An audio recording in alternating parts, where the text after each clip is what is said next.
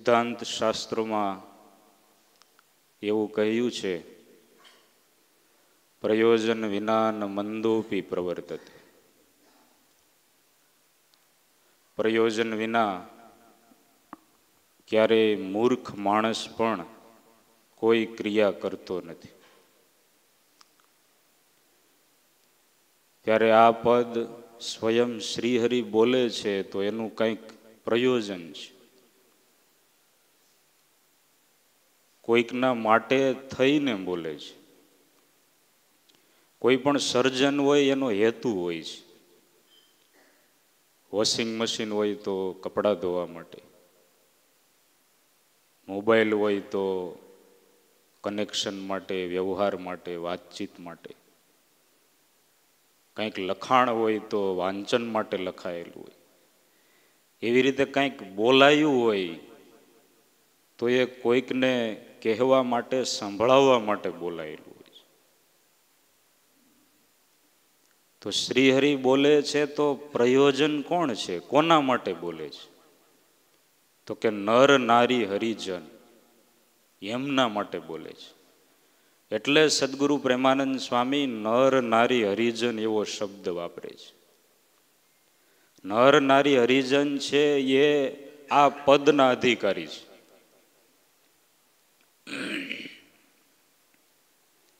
હરિજન કોને કહેવાય? તો જે શ્રીહરિ શબ્દ છે ને, એવા જે શ્રીહરિ, એના વિશે જેમને પ્રીતિ છે એમને હરિજન કહેવામાં આવે છે. એવા જે શ્રીહરિ, એના જન, તેને હરિજન કહે. સાથે નર નારી શબ્દ પણ મૂક્યો છે. નર નારી હરિજન આવું કંઈ લખ્યું જ ન હોત તો આમાં જે કાંઈ વાત થઈ છે એ કાંઈ પ્રાણીઓ અને પશુઓ માટે તો છે જ નહીં. ગાય પવિત્રમાં પવિત્ર પ્રાણી છે, પણ ભગવાન સ્વયં એની પાસે જઈને એમ કહે કે અમે અક્ષરધામના અધિપતિ છીએ, અમારા મુક્તો દિવ્ય છે, અમારી મૂર્તિ દિવ્ય છે, અમારી મરજી વિના તરણું પણ કોઈ તોડી શકતું નથી. તો ગાય તો ઊભી ઊભી ઘાસ જ ખાતી હોય, ભલે ને તરણું ન તૂટે, એને સમજાય. એટલે નર નારી હરિજન પદથી કહેવાનું એવું છે કે આમાં જે કાંઈ વાતચીત થઈ છે, જે શ્રીહરિ બોલ્યા છે, એ કંઈ પ્રાણીઓ માટે નથી, પશુઓ માટે નથી. અને બીજું, માત્ર નર નારી એવું કહ્યું હોત તો પૃથ્વી પર અત્યારે 7 અબજ જેટલા મનુષ્યો છે, એ બધામાં અતિવ્યાપ્તિ થઈ જાત.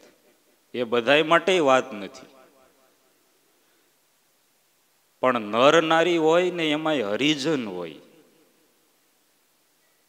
જેને શ્રીહરિને વિશે પ્રીતિ છે, એના માટે વાત છે. એટલે બે શબ્દ બહુ વ્યવસ્થિત મૂક્યા છે. હરિજન એવા જે નર નારી, એમના માટે આ વાત થઈ છે. 3 પ્રકારના લોકો હોય છે, 3 પ્રકારના મનુષ્ય હોય છે. પેલું તો વિકૃત, બીજું પ્રાકૃત અને ત્રીજું સંસ્કૃત. આ 3 પ્રકારનો સમુદાય હોય છે. વિકૃત માણસો, પ્રાકૃત માણસો અને સંસ્કૃત માણસો. ઉદાહરણ તરીકે, દરરોજ સવારે સૂર્ય ઉગે તો 7-8 વાગે ઉઠી જવું જોઈએ, અને ઉઠી જાય તો એ પ્રાકૃત. બપોરે 11 વાગે ઉઠે તો એ વિકૃત. 11 વાગે ઉઠે બપોરે.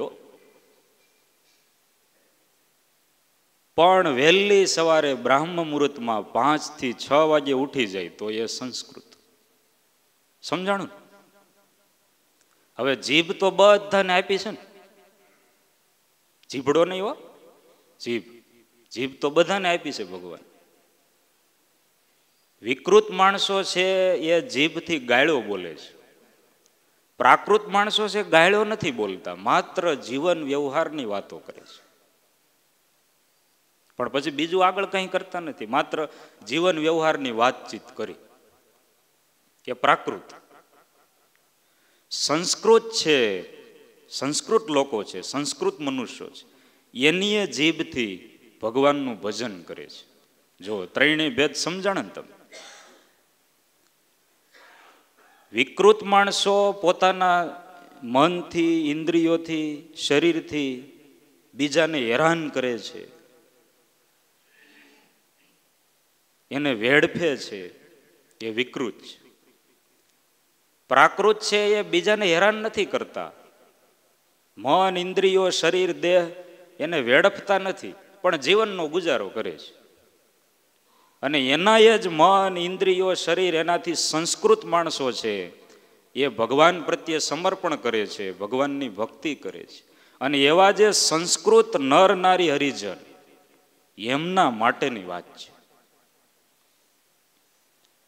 હવે સર્વપ્રથમ વિકૃત માણસો, વિકૃતિ ક્યાં ક્યાં રહેલી છે? શ્રીમદ ભાગવત કહે છે, દ્યુતમ પાનમ સ્ત્રિય સુના તદા ધર્મસ ચતુર્વિધ. વિકૃતિ 4 જગ્યાએ રહેલી છે. જુગાર, દારૂનું પાન, પર સ્ત્રીનો સંગ અને હત્યા, ગુનો. આ 4 જગ્યાએ વિકૃતિ રહેલી છે. આ 4માં જ જે આખે આખું જીવન વિતાવી દે છે. જોકે આ તો એક એવા છે કે એમાંય આખું જીવન વેડફાઈ જાય,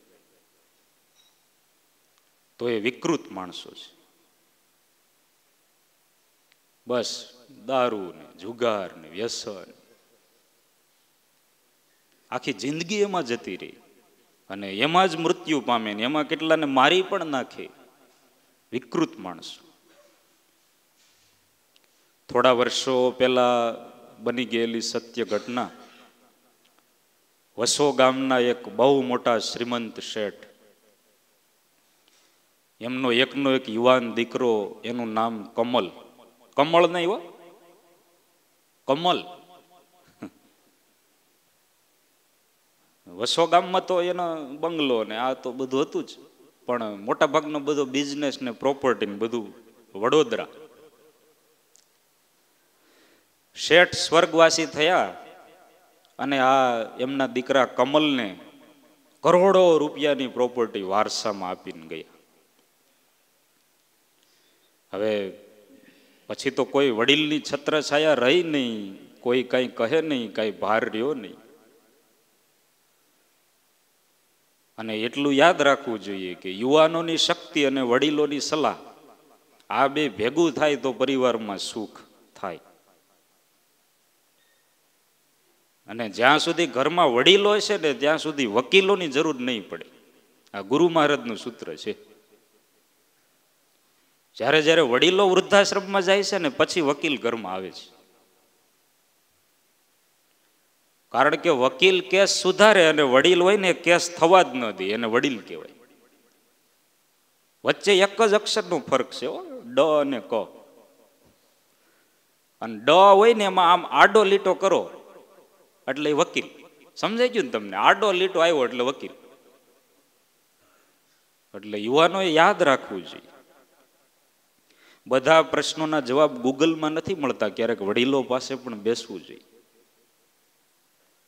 અને આપણા દેશ પાસે તો અત્યારે દુનિયાનું સૌથી મોટું યુવાધન છે. જો કોઈ એવી સારી નેતાગીરી મળે તો કામ થઈ જાય. એટલે પછી કોઈ કેનારું રહ્યું નહીં. અને એવા મિત્રોનો સંગ થયો, જુગાર, દારૂનું વ્યસન, અને પૈસા મેળવવા માટે કોઈને હેરાન કરવા, આવું બધું ચાલુ થઈ ગયું.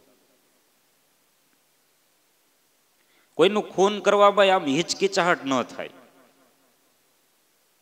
એટલો માણસ ધીમે ધીમે ક્રૂર થઈ ગયો.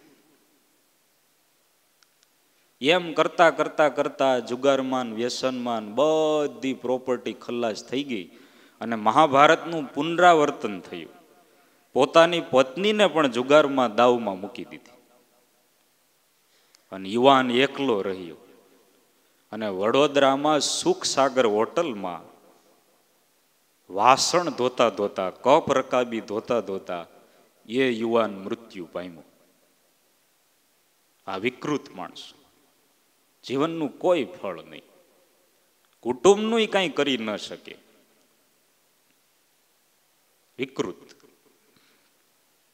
ભક્ત ચિંતામણીના 108મા પ્રકરણમાં નિષ્કુળાનંદ સ્વામી લખ્યું છે કે જે જીભથી ભગવાનના ભક્તો ભગવાનનું ભજન કરે છે એ જીભથી જગતના જીવો દારૂ પીવે છે.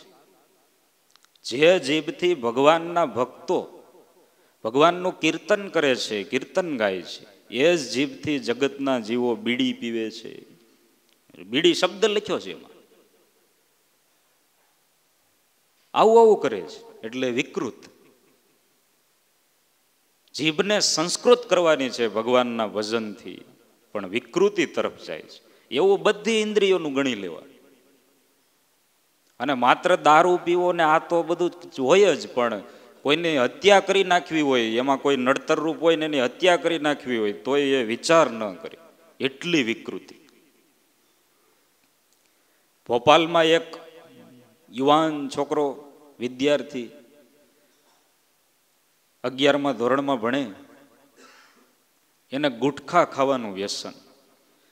હવે આ ગુટખા ને એ તો બધું એવું છે ને કે વ્યસન થઈ ગયા પછી છૂટે. એક કથાકાર હતા ને એને ગુટખા ખાઈને પછી કથા કરવાનું નિયમ. એ બરાબર ગલોફ આમ ચડાવ્યું હોય અને પછી કથા ચાલુ કરી.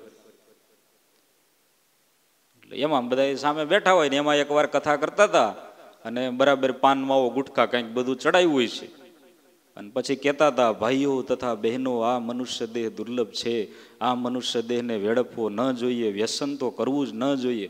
ત્યાં મોઢામાંથી છાંટા ઉડ્યા.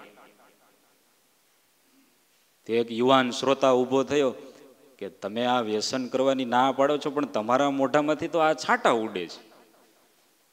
બેસી જાઓ વચ્છ, એ છાંટા નથી, એ ગંગા જળના અમૃત બિંદુઓ છે, બેસી જાઓ. તો એ દિવસે તો યુવાન શ્રોતા બેસી ગયો, પણ બીજે દિવસે વળી કથામાં આવ્યો ને ત્યારે અસ્થિ હાડકા હોય ને એ ભેગા લેતો આવ્યો.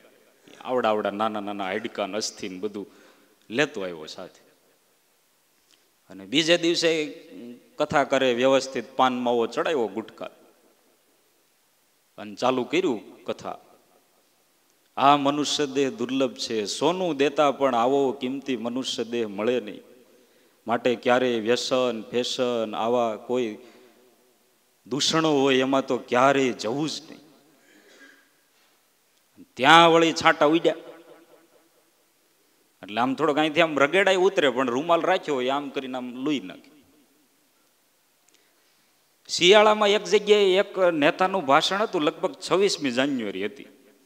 26મી જાન્યુઆરી શિયાળામાં જ આવે.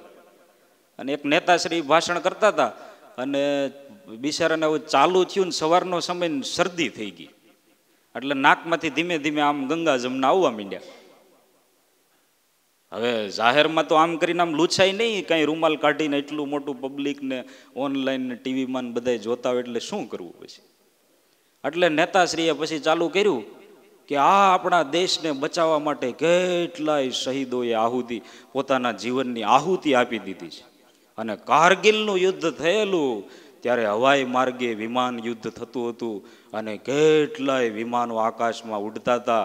અને એમાં પાકિસ્તાનનું વિમાન આમ ગયું અને ભારતનું વિમાન આમ ગયું. નાક સાફ કરી નાખ્યું. નાક સાફ કરવામાં 2 વિમાન ઉડાડી દે. વિચાર કરો. આ મત આપતી વખતે વિચાર કરવો જોઈએ આ બધું. એટલે એ અહીંયા રગેડા ઉતરે એટલે આમ આમ લૂછી નાખે. ત્યાં પેલો યુવાન ઊભો થયો છોકરો કે આ તમે વ્યસનની ના પાડો, દૂષણની ના પાડો તો તમારા મોઢામાંથી તો છાંટા ઉડે છે. વત્સ મેં તને ગઈકાલે કહેલું કે આ છાંટા નથી, આ ગંગા જળના અમૃત બિંદુઓ છે. એમ અમારે હમણાં એક બાપા ધામમાં ગયા ને, એના અસ્થિ પધરાવા મારે આમાં ગંગા નદીએ જવાનું હતું, પણ હવે જવું નહીં, મોઢું ખોલો, અસ્થિ પધરાવી દઉં. બીજે દીથી પાન માવો બંધ કરી દીધું, નૈન વળી મોઢામાં હાડકા ભરાવી દીધું. એટલે કેટલી પ્રકારના વ્યસન. અને હવે તો ચોખ્ખું લખેલું હોય છે કે આ સ્વાસ્થ્ય કે લીએ હાનિકારક છે, છતાંય ઘણા એમ કહેતા હોય છે કે હવે એટલા બધા પ્રયત્નો થાય છે છતાંય આ ગુટખા બંધી છે, છતાંય ગુટખા ખાવાનું કોઈ બંધ કરતા નથી, તો છૂટી આપી દેવી જોઈએ, એવું ઘણા ચર્ચા કરતા હોય છે યુવાન મિત્રો. તો એમ તો ચોરી ઘણી જગ્યાએ થાય છે, તો હું ચોરીની છૂટી આપી દેવી? એટલે બંધી હોય તો થોડુંક કોઈકને ભવિષ્યમાં સમજાય, ભવિષ્યની પેઢી આવે તો એને સમજાય કે આની બંધી છે. તો શા માટે બંધી છે? તો કંઈક નુકસાન થતું હશે એટલા માટે. એટલે વ્યસન છે, વિકૃતિ છે. એટલે આ છોકરાને, આ ભોપાલનો છોકરો યુવાન વિદ્યાર્થી 11મા ધોરણમાં ભણે અને એને ગુટખા ખાવાનું વ્યસન, અને ધીમે ધીમે કરતા કરતા જે બહુ મોંઘી ગુટખા આવે છે ને, અમુક અમુક તો 50 રૂપિયાની, બહુ હાઈફાઈ વીઆઈપી, હવે ચાંદીના વરખમાં આવતી છે કે કેવી છે કંઈ સમજાણું નહીં કંઈ, પણ 50 રૂપિયાની એવી આવે. તો એ મોંઘી મોંઘી ગુટખા ખાવા માંડ્યું. અને પરિવાર સામાન્ય, પછી દરરોજ તો બધા રૂપિયા કોણ આપે? એમાં એકવાર એની મા પાસે એને પૈસા માંગ્યા, તો કે તને ગઈકાલે પૈસા આપ્યા હતા, હજી આજે તું માંગે છે? તો કે નહીં, આજે પૈસા આપ, મારે જોઈએ છે. ના પાડીને એણે જીદ લીધી, અને એની માતાએ પૈસા ન આપ્યા તો ઘરમાં એક મોટું ચપ્પુ હતું, માતાના પેટમાં ઘા મારીને હત્યા કરી નાખી. આ બની ગયેલી ઘટના છે. વિકૃત માણસ પોતાના વ્યસન પૂરા કરવા માટે, પોતાની ટેવ સંતોષવા માટે ગમે તે હદે જઈ શકે. આ વિકૃત માણસ. પ્રાકૃત છે આવું ન કરે, પણ એ માત્ર જીવન ગુજારો કરે. અને સંસ્કૃત છે એ ટેવ જ એવી પાડે કે જે ભગવાનમાં જોડાય. એટલે કેટલી કેટલી વિકૃતિ. કોઈની હત્યા કરવી હોય તો એને આમ આમ આમ જરાય ખચકાટ ન થાય. ઇંગ્લેન્ડમાં, અમેરિકામાં થોડુંક આમ ત્રાસું વહી ગયું. આ ધુમ્મસ વાળું વાતાવરણ હોય ને એટલે ડેસ્ટિનેશન નક્કી ન થાય. આમ અમેરિકામાં એક જોડિયાક નામનો માણસ સફેદ કપડાં પહેરે અને દેખાવમાં આમ આપણને લાગે કે આ કોઈ એવા સંત મહાત્મા કોઈ ન હોય એવું લાગે. એકદમ પરગજુ માણસ લાગે, દયાળુ, પરોપકારી. અને બાઇબલ વેચવાનું કામ કરે. બાઇબલ વેચે. પણ એકવાર બન્યું શું કે 10 મહિનામાં કન્ટિન્યુ અમુક અમુક અંતરે 16 જેટલા ખૂન થયા. એટલે પોલીસ સતર્ક થઈ ગઈ અને તપાસ કરી તો આ માણસ પકડાયો જે બાઇબલ વેચતો. તપાસ કરી તો એ સિરિયલ કિલર હતો. કન્ટિન્યુ અમુક અંતરે ખૂન કરી જ નાખ્યું. અને 16માંથી તો મોટા ભાગના ખૂન એવા હતા કે જેને એને બાઇબલ આપેલું ને એને જ મારી નાખ્યું. જો આ વિકૃતિ. માત્ર બસ બીજાને હત્યા કરવાની ટેવ પડી ગઈ. અમુક સમય થાય એટલે કોઈકની હત્યા કરવી જ પડે, નહીતર એને પછી ખંજવાળ આવ્યા કરે. એક બહુ મોટા માણસ હતા એટલે એને ટેવ ક્યારેક ક્યારેક કોકને ટીપી નાખે. હા, એમાં સવારે જતા હશે ને સામેથી કોઈક બિચારો કોઈક એવો ગરીબ માણસ આવતો હોય છે અને એક ઝાપટ ચડાવી દીધી. હો, એ કે મા બાપ હું અમારો કઈ વાંક? તો કે એમ તો તમે વાંકમાં આવો જ નહીં, તમારે મારવું જ નહીં. કે અમારે પ્રેક્ટિસનું શું કરવું? લે બોલો, જેમ ક્રિકેટની પ્રેક્ટિસ એમ આની પ્રેક્ટિસ. વિકૃતિ. પોતે હેરાન થાય, બીજાને હેરાન કરે ને આખું જીવન એમાં જતું રહે. વિકૃત પછી આવે પ્રાકૃત.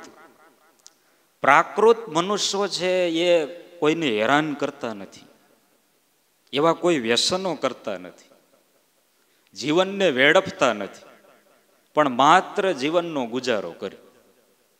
સવારે ઉઠી જવાનું અને અનુકૂળ હોય તો નાવાનું, શિયાળામાં રજા, પછી ન્યૂઝપેપર થોડુંક જોઈ લેવાનું, પછી નાસ્તા પાણી કરી અને ધંધે જતું રહેવાનું. એમાં હવે ટિફિન સિસ્ટમ, ટિફિન લઈને જતું રહેવાનું, સાંજે પાછું આવવાનું અને વળી થોડુંક જમી અને ટીવીમાં થોડું ઘણું જોઈને પછી સૂઈ જાવ. પહેલો દિવસ આવી રીતે, બીજો દિવસ આવી રીતે, ત્રીજો દિવસ આવી રીતે, વર્ષના 365 દિવસ, એવી રીતે 12 મહિના, અને એવી રીતે જીવનના 100 વર્ષ.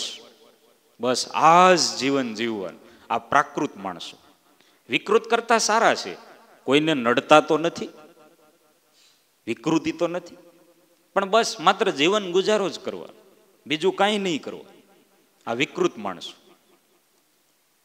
એક બહુ સરસ સમજવા જેવી દ્રષ્ટાંત કથા છે, બધા ધ્યાનથી સાંભળજો. કદાચ આમ ઊંઘ જેવું જરાક આવતું હોય તો આંખો ચોળી નાખજો,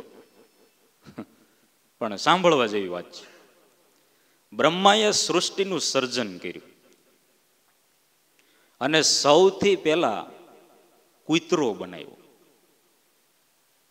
કૂતરાનું લોન્ચિંગ થયું અને આવ્યો સામે, આમ 2 પગ આગળ રાખીને સલામ કરી. મારે શું કરવાનું છે?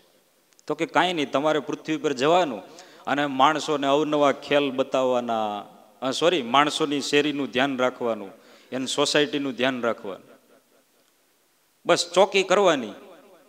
કૂતરા ધ્યાન રાખતા હોય ને, અને આપે તો ખાવાનું, નહીતર જીભડો કાઢીને ઊભું રહેવાનું.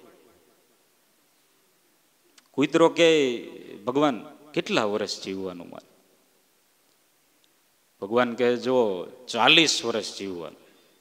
કૂતરો કે એટલા બધા વર્ષ ન હોય, 40 વર્ષ. કાંઈ કામમાં ઓછું કરો, જીએસટી લગાડો, જીએસટી. ભગવાન કહે કાંઈ વાંધો નહીં, જા 20 વર્ષ તારા કાપી નાખ્યા, 50% આયુષ્ય. અને 20 વર્ષની આયુષ્ય લઈને કૂતરો પૃથ્વી પર આવ્યો. લગભગ કૂતરા 20 વર્ષ જીવે હો, પછી કોઈ હબોડતા ન હોય તો. ઘણા તો પાછળ પડી ગયા હોય, જોયું નથી કે પથ્થર ખીચામાં રાખતા હોય, કૂતરાને વાળ્યું ન મૂકે. એક બાપા બેઠા હતા સાંજે, વાળું પાણી કરીને એમ બેઠા છે નિરેત, અને થોડોક આમ સૂર્ય હજી આથમો છે, અજવાળું છે, અંધારું છે, એવો સમય. અને કૂતરું નીકળ્યું ત્યાંથી. હવે સાંજે બિચારું ધીમે ધીમે હાલતું, એટલે આમ ધીમે ધીમે ચાલતું ચાલતું નીકળ્યું. એટલે બાપા એને છોકરાને કીધું, છોકરા રોટલો લેતો આય. તો કે રોટલો નથી, તો લાકડી લેતો આય, ખાલી હાથે ન જવું જોઈએ કોઈ. આપણા આંગણેથી કોઈ ખાલી હાથે ન જવું જોઈએ. એટલે કૂતરા જો ખહુરિયા ન થઈ જાય અને કોઈના લાગમાં ન આવે તો 20 વર્ષ જીવે. કૂતરા પછી વાંદરો બનાવ્યો. વાંદરો કહે શું કરવા? ભગવાન કહે જો માણસોને ખેલ બતાવવા, બધા નાચગાન કરવા, એમને રાજી કરવા, અને એ પછી જે કાંઈ આપે એ ખાવાનું. કેટલા વર્ષ જીવવાનું? 40 વર્ષ. થોડુંક ઓછું કરો. આ બધા આ મદારીના ખેલ કરીને 40 વર્ષ કાઢવાનું. થોડુંક ઓછું કરી નાખો મા બાપ. કાંઈ વાંધો નહીં, જા તારાય 20 વર્ષ ઓછા. એને એ 50%ની આયુષ્ય આપીને એ વાંદરો પૃથ્વી પર આવ્યો. વાંદરા હોય એ પણ લગભગ 40 વર્ષ જીવે, જો માણસોની ભેગા રહીને બીડી સિગરેટ ન પીવા માંડે તો. બાકી આ તમે મથુરા વૃંદાવન જાઓ ને, એ અહીંયા ઓલા માણસે પીને પછી પાછળ નાખી હોય તો આ પાછળ ઉપાડે, હજી જગતી જ હોય ત્યાં જ ઉપાડી લે. એટલે લગભગ 20 વર્ષ જીવે. ત્યાર પછી ભગવાને બળદ બનાવ્યો. બળદ તો તમે જોયો છે ને, બળદ પૃથ્વી પર આવ્યો. બળદને ભગવાને 60 વર્ષની આયુષ્ય આપી. બળદ કહે 60 વર્ષ અને મારે કરવાનું શું?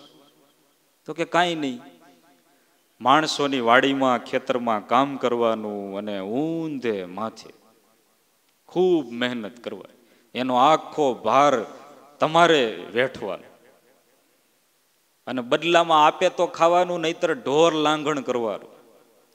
બળદ કહે મા બાપ કાંઈક ઓછું કરો, ઓલા કૂતરાને વાંદરા કરતા મારે વજન વધારે છે. ભગવાન કહે એમ તમારે શરીર મોટું છે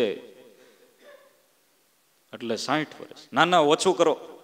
ખૂબ પ્રાર્થના કરી એટલે ભગવાન કહે 20 વર્ષ ઓછા. ના ના હજી 20 ઓછા કરી નાખો. પ્રાર્થના કરી એટલે વળી 20 ઓછા કર્યા અને 20 વર્ષની આયુષ્ય લઈને બળદ પૃથ્વી પર આવ્યો. બળદ લગભગ એટલા વર્ષ જીવે. થોડુંક આઘું પાછું હોય છે, પણ આ તો દ્રષ્ટાંત કથા છે. પછી ભગવાને માણસ બનાવ્યો. માણસ આવ્યો પૃથ્વી ઉપર. ભગવાનને પૂછ્યું મારે શું કરવાનું? કાંઈ નહીં, બસ હરવાનું, ફરવાનું, ખાવાનું, પીવાનું, મોજ મજા કરવાની. કેટલા વર્ષ જીવવાનું? 20 વર્ષ. માણસ કે 20 વર્ષ હોય? થોડોક વધારો. એટલે બળદના 40 પીડાતા ને એમાં નાખ્યા. એ કે એટલે નહીં મેળ આવે, 60 વર્ષે તો પેન્શન ચાલુ થાય, હજી થોડોક વધારો. એટલે પેલા કૂતરાના 20 પીડાતા એ નાખ્યા, વાંદરાના 20 પીડાતા એ નાખ્યા. હવે 100 પૂરા કરી ગયો ને, તો છેલ્લે વળી કૂતરાના 20 પીડાતા એ નાખ્યા. અને 100 વર્ષની આયુષ્ય લઈ અને માણસ પૃથ્વી પર આવ્યો. હવે તમે છે ને આ કેસેટ આમ બદલાવો, આ જૂના જમાનાની કેસેટ છે, ઉદાહરણ એ વખતનું છે. એટલે તમને ખબર છે ને, તમને પેલા આપણે કેસેટ આવતી 2 ચકેડી વાળી, એ કાઢીને પછી આમ ફેરવવાની, એમ હવે આમ ચડાવો. એટલે હવે માણસનું જીવન ચાલુ થયું.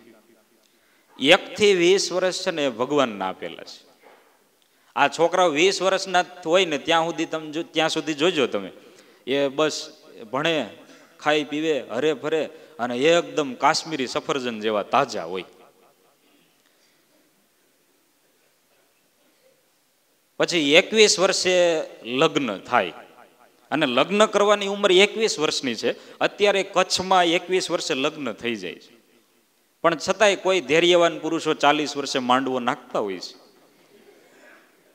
એમની ધીરજને દાદ દેવા પડે. પણ વાંધો નહીં, અમુક કામમાં ધીરજ રાખવી સારી જ છે. 21 વર્ષે લગ્ન થાય પછી ભાઈ લગ્નમાં તો વાજા વગડાય હોય ને આ ના બધું કેટલું કર્યું હોય, માંડ માંડ મેળ પીડ્યો હોય, ઉછીના લીધા હોય, ફટાકડા ફોડ્યા હોય. લગ્નમાં તો સારું જ હોય, ગીતો ગવાતા હોય, વીરો મારો જગમગ જગમગ થાય. પણ ઉછીના લીધા હોય દેવા ટાણે વીરો ડગમગ ડગમગ થાય. પછી તો આખી જિંદગી દરરોજ સવારે ઉઠી અને ટિફિન લઈને વયું જવાનું, સાંજે પાછું આવવાનું. આવી રીતે આ બળદવાળી ચાલુ થઈ. એ 40 વર્ષ ચાલે એટલે 60 પૂરા થયા. પછી ઘરે દીકરાને ઘરે દીકરા હોય, એટલે દીકરા એમ કે બાપા હવે તમે ઘણું કામ કર્યું, હવે તમે ઘરે રહ્યો, હવે અમે કામ કરશું. એટલે બાપા પછી ઘરે રહે અને દીકરાના દીકરા ઘરે રમતા હોય. અને આ તો મહારાજે વચનામૃતમાં ઉદાહરણ આપ્યું છે, મૂછો તાણે અને અનાડી કરીને કીધું જ છે ને. એટલે એ જ આપણે કહીએ છીએ. એ દીકરાને દીકરા ઘરે રમતા હોય ને પછી એ પોતરો એમ કે બાપા ઘોડો ઘોડો થાવ, તો ઘોડો ઘોડો થવાનું, બધી પ્રકારના ખેલ બતાવવાના. એ આ વાંદરાવાળી. એ 20 વર્ષ ચાલે ત્યાં પોતરા મોટા થઈ જાય. અને પછી શરીર એટલું ચાલતું ન હોય, ક્યાંય બહાર જવાતું ન હોય. એટલે અહીંયા સિટીમાં હોય કે ગામડે બધે બાપાને ઘરનું ધ્યાન રાખવાનું. જેમ કૂતરો ચોકી કરે ને, બધા બહાર ગયા હોય અને બાપા ઘેરે હોય, બધા ઘેરે હોય તો બાપાને ખાટલો ડેલીને ખાનામાં હોય, ધ્યાન રાખવાનું. એ 20 વર્ષ ચાલે અને પછી બાપા મૃત્યુ પામે એટલે ડાયરેક્ટ ખાટલો સ્મશાને, ક્યાંય વાયા ન થાય. 100 વર્ષનું જીવન. તમે વિચાર કરો, આ 100 વર્ષ આવા કિંમતી, દેવતાઓને દુર્લભ એવો મનુષ્ય દેહ, પણ કાંઈ કરે નહીં. આ પ્રાકૃત જીવન. બાળપણ, યુવાની, વૃદ્ધાવસ્થા, બસ પૂરું થઈ ગયું. પ્રાકૃત જીવન. બીજો કોઈ વિચાર નહીં, શું કરવું જોઈએ, કેમ રહેવું જોઈએ, ભગવાનમાં જોડાવું જોઈએ કે નહીં, આવો કોઈ વિચાર નહીં. 100 વર્ષનું આપણું જીવન છે. આપણી દરરોજની ઊંઘની મર્યાદા 8 કલાક છે. 6 થી 8 કલાક સુવાનું હોય. અને કદાચ ત્યાં ન સુવાનું હોય તો પછી કથામાં લાભ મળતો હોય છે. 8 કલાક સુવાનું હોય એટલે 24 કલાકનો દિવસ, એમાંથી 8 કલાક એટલે ત્રીજો ભાગ. તો 100 વર્ષનો ત્રીજો ભાગ ગણો એટલે કેટલા વર્ષ થયા? 33 વર્ષ તો સુવામાં જાય છે. એટલે કઈ કુંભકર્ણથી કોઈ પાછળ નથી. 33 વર્ષ સુવાનું. પણ આપણે 30 રાખીએ, કારણ કે આપણે વ્યવસ્થિત મેઝરમેન્ટ મૂકવું છે. આ તો દાખલો ચાલુ થયો છે. 30 વર્ષ સુવામાં જાય. શરૂઆતના જે 1 થી 20 વર્ષ ગણાવ્યા, જેમાં ભણવાનું હોય ને, એ તમે બાળપણમાં ગણી લ્યો કે ત્યારે બીજું કંઈ હોય નહીં. એ શરૂઆતના વર્ષોમાં બાળકને કે કિશોર હોય એને તમે કહો કે ભગવાનનું ભજન કરવું જોઈએ અને આ તો એ રમતમાં એમાં એને કંઈ સમજાય નહીં. એટલે 20 વર્ષ એ કાઢી નાખો એટલે 30 ને 20 કેટલા થયા? 50 વર્ષ. હવે વૃદ્ધાવસ્થાના 20 વર્ષ કાઢી નાખો, જેમાં કાંઈ થાય નહીં, માત્ર ઉધરસ ખાવાનું, ખોખારા ખાવાનું. જો ખાધું ને આવી રીતે, બસ એ 20 વર્ષ. બીજાની સેવા લેવાની, પોતાનું કંઈક થાય નહીં અને ઉલટાની બીજાની મદદની જરૂર પડે. આ 20 વર્ષ કેટલા થયા? 70 વર્ષ. વધ્યા કેટલા? 30 વર્ષ યુવાનીના. એમાં કમાવાનું એને ને ખાય આખું ઘર. સમજે? હવે પતિ પત્ની બે બહાર ગામ ફરવા ગયા હોય, આમ બહાર ફરવા નીકળ્યા હોય, તો પાણીપુરી ખાય પછી પૈસા કોણ આપે? ગાડીમાં પેટ્રોલ નાખે પછી પૈસા કોણ આપે? શાકભાજી લે પછી પૈસા કોણ આપે? સમજે? કપડા ઘરમાં બધાય નવા પહેરે પણ પૈસા અહીંથી જાય. બહુ મોટા દાનવીર કહેવાય. કાંઈ પણ ઈચ્છા વિના એટલું સમર્પણ, અપેક્ષા વિના. કેવા નિષ્કામ કહેવાય, નિષ્કામ સમર્પણ. 100 વર્ષ પૂરા થઈ ગયા ને, જોયું ને તમે? ઊંઘમાં, બાળપણમાં, વૃદ્ધાવસ્થામાં અને યુવાનીના છે પૈસા કમાવામાં. 100 વર્ષનું જીવન, પણ એમાંથી એક પણ મિનિટ પોતાના માટે નથી. જો પોતાના માટે શું કે આ પ્રાકૃત જીવન. એટલે પેલું વિકૃત, બીજું પ્રાકૃત અને ત્રીજું સંસ્કૃત. વિકૃત છે પોતાના ઇન્દ્રિયો, મન એને વેડફે છે. પ્રાકૃત છે જીવન ગુજારો કરે છે. અને સંસ્કૃત છે પોતાના મન ઇન્દ્રિયો અને ભગવાનમાં જોડે છે. અંત્યનું 33મું વચનામૃત. શ્રીજી મહારાજ કહે છે, અફીણ કડવું લાગે છતાં અફીણનો બંધાણી એના વગર રહી ન શકે. દારૂ પીવાથી ગળામાં બળતરા થાય છતાં દારૂનો બંધાણી એના વગર રહી ન શકે.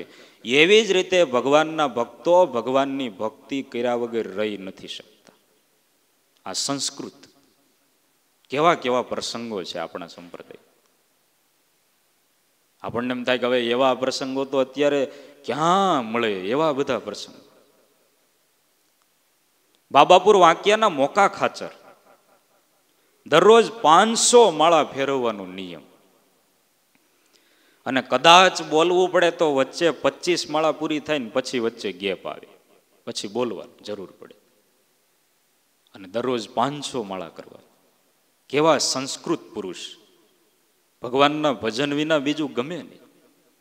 હવે એકવાર કેવું થયું કે એમના ભાયાત હતા બધા, પછી અલગ અલગ જમીન વેચી લીધી હોય અમુક સમય જાય પછી. એમાં એમના ભાઈઓ હતા ને બધા, એમણે ફરિયાદ કરી. બોટાદમાં લાંક સાહેબ આવેલા, અંગ્રેજ સાહેબ. હવે લાંક સાહેબ તો એ કાઠિયાવાડી બધાએ પાડી દીધું છે, એ વખતે કહેવાતું હતું. એટલે બોટાદમાં અંગ્રેજ સાહેબ, લાંક સાહેબ આવેલા ને આ ભાઈઓએ બધા ફરિયાદ કરી કે ભાઈ મોકા ખાચરે અમારી જમીન દબાવી છે. જમીન દબાવવામાં તો સમજે ને તમને? હા, ફરિયાદ કરી. એટલે લાંક સાહેબે એક માણસને મોકલો કે મોકા ખાચરને બોલાવો. સાહેબના ફરમાનથી મોકા ખાચર ઘોડી લઈ અને બોટાદ ગયા મળવા માટે. પણ ઘોડી ધીમે ધીમે ચાલતી હોય ને તોય માળા કરતા. ઘોડી ધીમે ધીમે ચાલી જતી. એકદમ પૂરપાટ ચાલતી હોય, દડબડ દડબડ દડબડ દોડતી હોય તો કદાચ માળા ન થાય, પણ એ ધીમે ધીમે ઘોડી ચાલી જતી હોય ને પોતે માળા કરતા. અત્યારે તો આપણે હવે આ બધું વ્યવસ્થિત ગાડી થઈ ગઈ, કાઉન્ટર આવી ગયા એટલે થાય. પણ એ ઘોડી ચાલી જતી હોય, એ ગામડાનું એવું વાતાવરણ હોય અને ત્યાં એમ બેઠા બેઠા બેઠા માળા કરવી, પણ માળા ચાલુ હોય. આવ્યા બોટાદ, લાંક સાહેબને મળ્યા અને વાત કરી કે સાહેબ જો તમે બધા કાગળિયા જોઈ લ્યો અને તમે પોતે આવીને અમારી જમીન છે ને ત્યાં નજર કરી લ્યો. તમને એમ લાગે કે મેં જમીન દબાવી છે તો તમે કયો ને એટલી જમીન હું કાઢી દઉં. લાંક સાહેબને થયું ભાઈ આ તો બહુ સરળ માણસ, તમે આવો. એટલે એ વળી નીકળ્યા. હવે થોડી ઘણી માળા થઈ છે, 25 માળા થાય પછી બોલવાનું વચ્ચે નિયમ હતું. આ બધી વાતચીત થઈ ગઈ અને વળી પાછા ત્યાં બોટાદથી બધા નીકળ્યા. એટલે આગળ મોકા ખાચરની ઘોડી અને પાછળ બધા લાંક સાહેબ ને એમના બધા આખો રસાલો, અને આવડા મોટા સાહેબ હોય તો સેજે માણસો તો સાથે હોય જ. અત્યારે આપણે જોવો ને Z+ સિક્યુરિટી ના કેટલું હોય છે. એટલે સાથે એમના માણસો સાહેબ હતા એ પોતે ઘોડાગાડીમાં, પાછળ થોડાક માણસો, અને આખો સંઘ ચાલ્યો આવે. મોકા ખાચર આગળ ધીમે ધીમે ચાલ્યા આવતા હતા અને પોતે માળા કરતા હતા. અને એમાં 73 ઉડ્યું એટલે ઘોડી ભડકી. પણ ઘોડી એટલી ભડકી કે મોકા ખાચર ઉછળી અને બાજુમાં એક ખાડો હતો એમાં જઈને પડ્યા. પણ તોય માળા ચાલુ, સ્વામિનારાયણ સ્વામિનારાયણ સ્વામિનારાયણ. માણસો દોડીને આવ્યા, લાંગ સાહેબ પોતે આવ્યા દોડીને. આવીને તરત પૂછ્યું મોકા ખાચરને, કઈ વાગ્યું નથી ને? મોકા ખાચર કઈ બોલ્યા નહીં. બીજી વાર પૂછ્યું, કઈ વાગ્યું નથી ને? છતાંય કઈ બોલ્યા નહીં.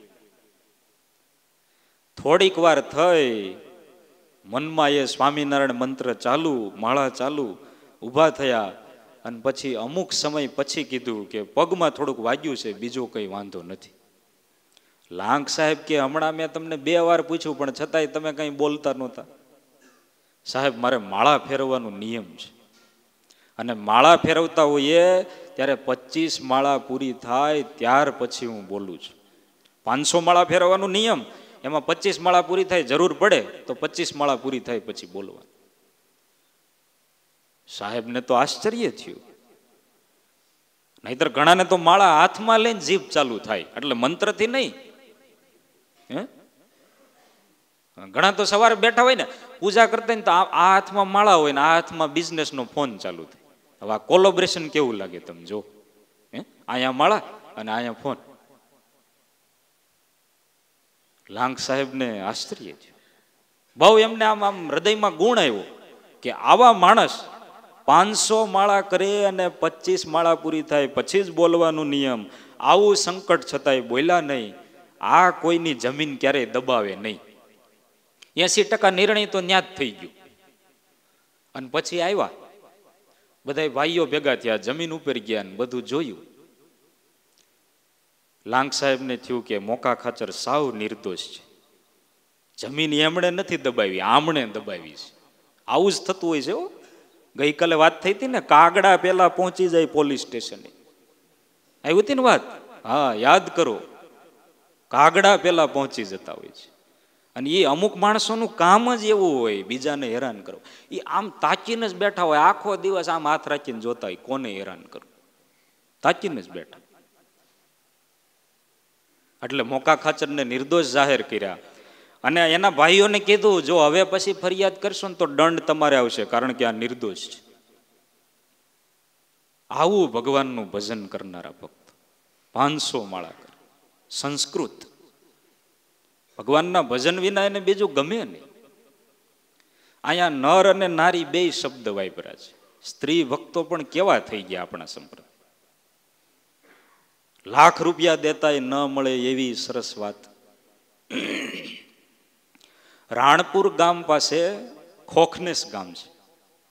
એ ખોખનેસ ગામના વણિક સ્ત્રી પાર્વતીબાઈ એમનું નામ.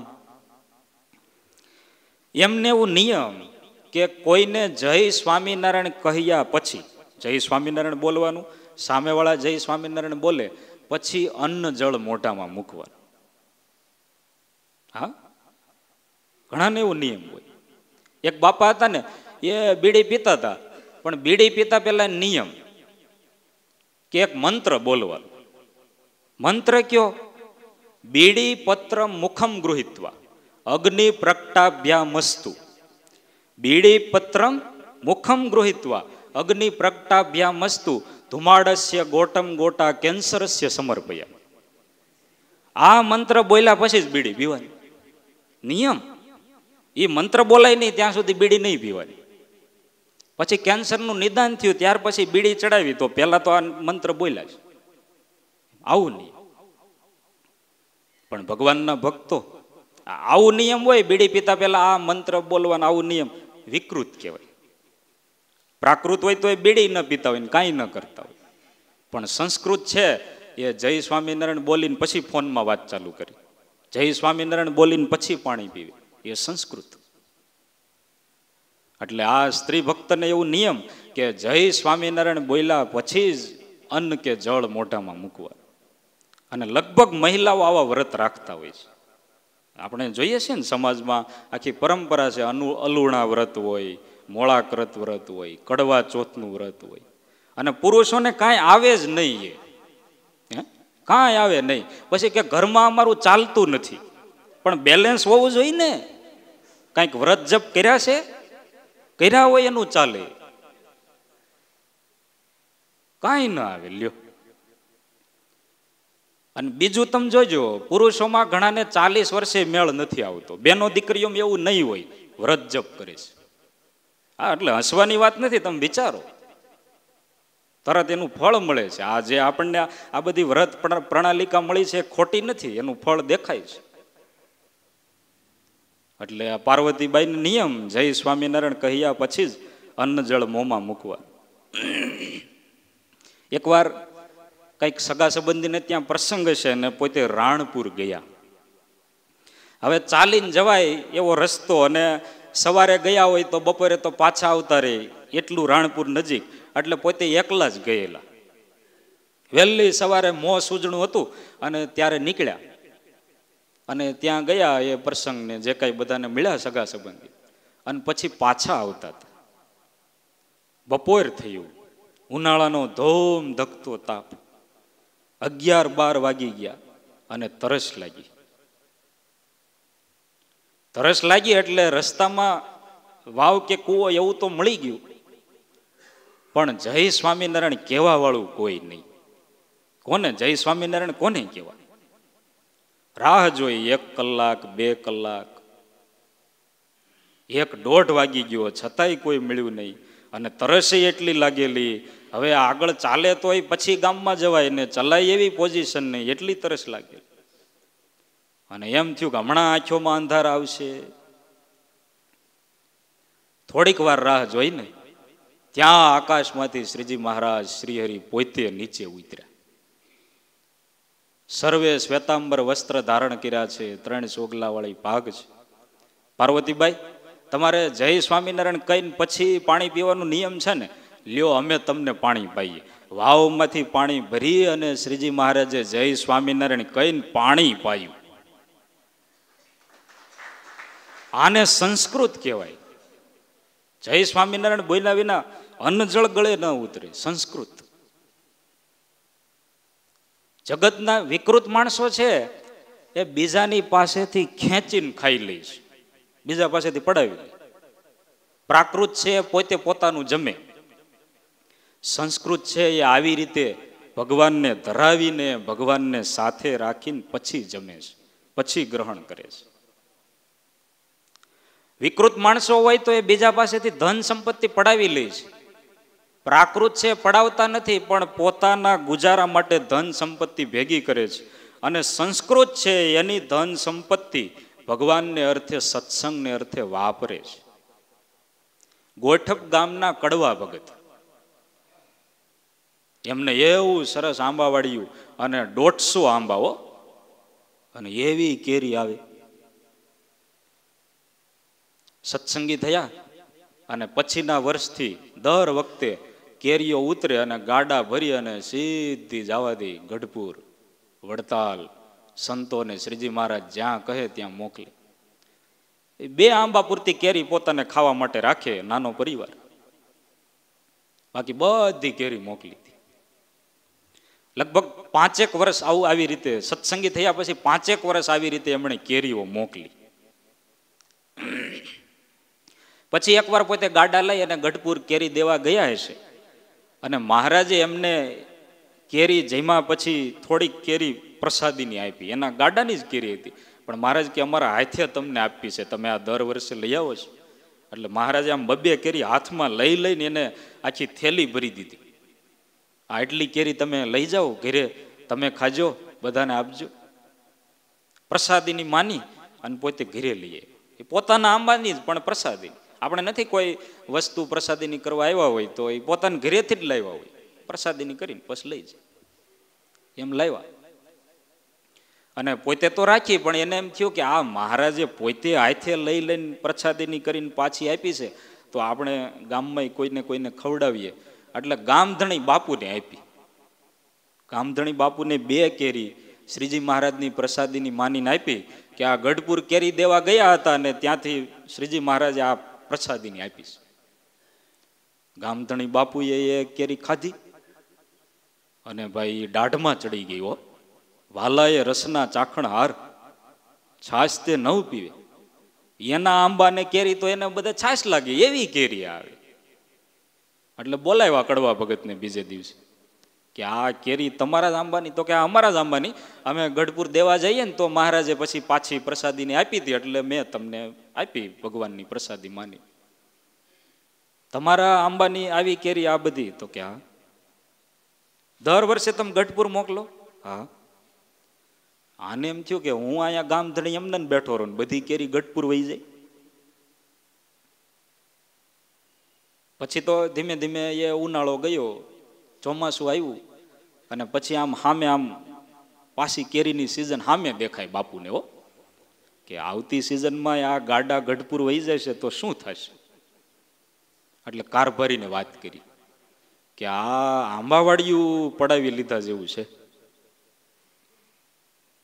કારભારી કે તમે ગામધણી છો, તમને ત્યાં કોણ ના પાડે, પડાવી લ્યો. તો કે ના, એમને તો આપણે જોતું નથી, તો બોલાવો કડવા ભગત.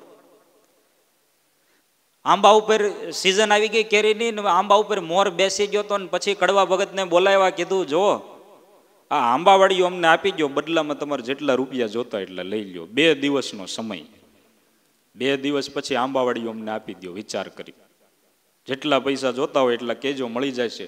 હવે આંબાવાડીયું તમારું નહીં. કડવા ભગતે એટલું સાંભળ્યું ને તો બહુ દુઃખ થયું. પેલા તો થયું એમ ના પાડી દઉં, પણ પછી થયું ના પાડશું તો વળી કંઈક બીજું થશે. કંઈ બોલ્યા નહીં, હા ના કંઈ બોલ્યા નહીં. ઘરે આવતા રહ્યા, જમવું ભાવ્યું નહીં, રાતે સૂતા ઊંઘ આવી નહીં. અને 2 દિવસનો સમય ને બીજે જ દિવસે સવારે ગયા આંબાવાડિયામાં અને એ પાણીનો લોટો હાથમાં લીધો. શ્રીજી મહારાજને યાદ કરતા કરતા એક એક આંબાને પાણી નાખતા જાય થડમાં અને કહેતા જાય કે વર્ષો સુધી 5-5 વર્ષથી તમારી કેરી ભગવાન અને સંતોના ઉપયોગમાં આવી છે. આજથી જગતના પ્રાકૃત અને વિકૃત જીવ પાસે જવાની છે, પણ હવે એની પાસે જવા ન દેવાય, કારણ કે તમારી કેરી ભગવાન અને સંતો માટે ઉપયોગમાં આવી છે. એટલે હવે તમારું બગડવા ન દેવાય, હવે તમારો મોક્ષ થાય છે. બધા આંબાને પાણી છાંટી દીધું. બીજે દિવસે સવારે કારભારી અને ગામધણી આવ્યા તો બધા આંબા કરમાઈ ગયેલા. વળી એકાદ દિવસ થયો તો મોર ખરી ગયો. એમ કરતા કરતા કરતા આંબા સુકાતા જાય. હવે કોઈ માણસ 3 ટાઈમ જમતો હોય ને સુકાતો જાય તો એમ થાય ને કે આ શું હશે, એમ આ પેટમાં નાખે છે, ખીચામાં ભરે છે, એમ થાય તો ખરું ને. એમ આવી સિઝન પાણી પાય, ખાતર નાખે, છતાંય આંબા સુકાતા જ જાય, સુકાતા જ જાય. આખી સિઝન એમ વહી ગઈ, પણ એકેય આંબામાં કેરી આવી નહીં. ગામધણીને એમ થયું કે આ ભગવાનના ભગત સાચા છે. એ ભગવાનને કેરી આપતા હતા અને વચ્ચેથી આપણે લઈ લીધી ને, એટલે આ સૃષ્ટિએ આપણને પરચો બતાવ્યો છે. આમાં ભગવાન રાજી નથી, એટલે પછી આંબાવાડિયું પાછું આપી દીધું. અને ચમત્કાર તમે જુઓ, કડવા ભગતે આંબાવાડિયું સંભાળ્યું અને પછીના વર્ષે વળી આંબા કોળાણા, મોર આવ્યો, કેરી આવી અને ગઢપુર ગાડા ભરીને દેવા માટે ગયા. આને સંસ્કૃત કહેવાય. ભગવાન સિવાય બીજા કોઈ પાસે જાય તો એને ગમે નહીં. ભગવાન પાસે જ જવું જોઈએ, પોતાના માટે નહીં, પણ ભગવાન માટે જ જવું જોઈએ. સત્સંગના ઇતિહાસના કેટલા પ્રસંગો. હવે બીજાના ઘરના નળિયા ઉતારી લઈને તો વિકૃત કહેવાય. રાતે જઈને બીજાના ઘરના નળિયા ઉતારીને ગાડા ભરી ભરીને લઈ આવે, વિકૃત કહેવાય. પોતાના ઘર ઉપર નળિયા મૂકે ને પોતાનું ઘર તૈયાર કરે તો પ્રાકૃત કહેવાય. પણ પોતાના ઘરના નળિયા ઉતારીને મંદિર માટે આપી દે એ સંસ્કૃત કહેવાય, વીરા સાંકળ. એટલે આવા જે સંસ્કૃત નર નારી છે, હરિજન છે, જેને શ્રીહરિને વિશે પ્રીતિ છે, શ્રીહરિને વિશે નિષ્ઠા છે, શ્રીહરિના ભજનને વિશે નિષ્ઠા છે, એવા સંસ્કૃત નર નારી હરિજન માટે શ્રીહરિ બોલ્યા છે. એટલા માટે પ્રેમાનંદ સ્વામી કહે છે, બોલા શ્રી હરિ રે સાંભળો નર નારી હરિજન. સહજાનંદ સ્વામી મહારાજની જય.